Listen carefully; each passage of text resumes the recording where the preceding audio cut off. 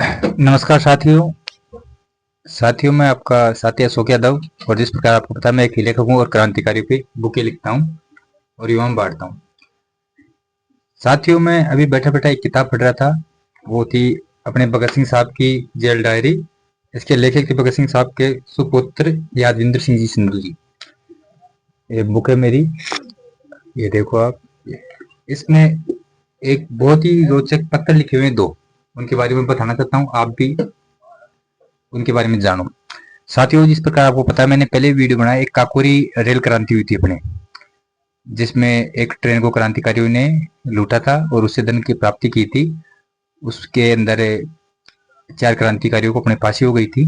चार महान क्रांतिकारियों को फांसी हो गई थी, जिसमें माननीय अशफाक उल्ला खान साहब, ठाकुर रोशन सिंह साहब जी, राजेंद्र लाड़ी साहब की और आदरणीय ठाकुर रोशन सिंह साहब जी। इन चारों को फांसी हो गई थी। बाकी के क्रांतिकारियों को आजीवन कारावास हो गया था और कुछ क्रांतिकारियों को काले पानी की सजा हो गई थी। साथियों, आज इस किताब को पढ़ रहा था तो मुझे एक ठाकुर रोशन सिंह जी का पत्र मिला इस किताब के अंदर। तो मुझे बहुत ही अच्छा लगा उनकी सोच, उनके विचार। तो मैं देखा एक बार मेरे सभी भाइयों के साथ मैं इस पत्र को पढ़ के शेयर करना चाहता हूँ। ठाकुर रोशन सिंह जी है, इनका पत्र है। तो ये ठाकुर रोशन सिंह जी बोलते हैं, ये पत्र लिखे अपने घर वालों को, उसी को पढ़ के सुना रहा हूँ मैं आपको, ध्यान से सुनिएगा। इस हफ्ते पासी हो जाएगी। ईश्वर के आगे विनती है कि आपके प्रेम का आपको फल दे। आप मेरे लिए कोई गम न करना, मेरी मौत तो खुशी वाली होगी। चाहिए तो ये कि कोई बदफेली करके बदनाम न होकर मरे। भाई, कोई बदनाम होकर न मरे, मैं तो बहुत उच्च आदर्शों के लिए मर रहा हूँ। और अंत समय ईश्वर याद रहे।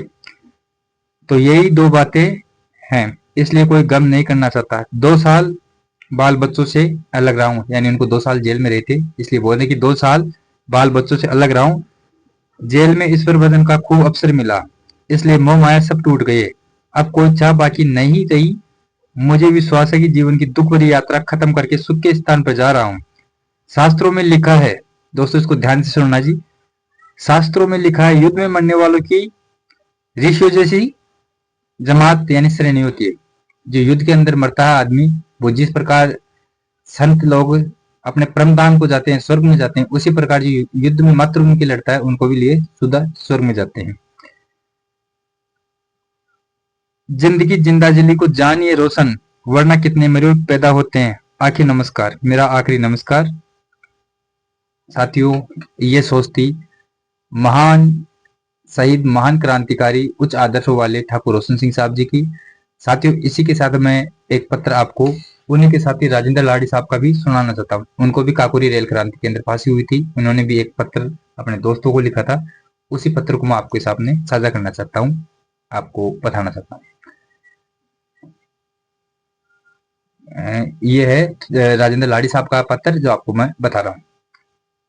कल मुझे पता चला कि पीवी कैंसिल ने मेरी अपील खारिज कर दी है। आप लोगों ने हमें बचाने की बहुत कोशिश की, लेकिन लगता है कि देश की बलि वेदी पर हमारे प्राणों के बलिदान की ही जरूरत है। मौत क्या है?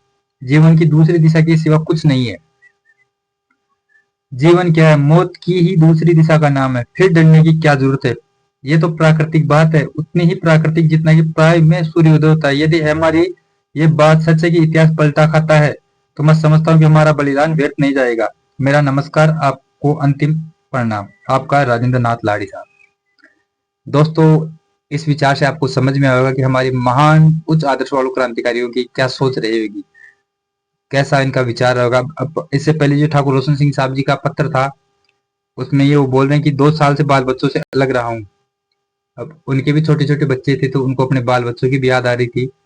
लेकिन उसमें भी ये नहीं कि इन्होंने कोई दुख प्रकट किया हो।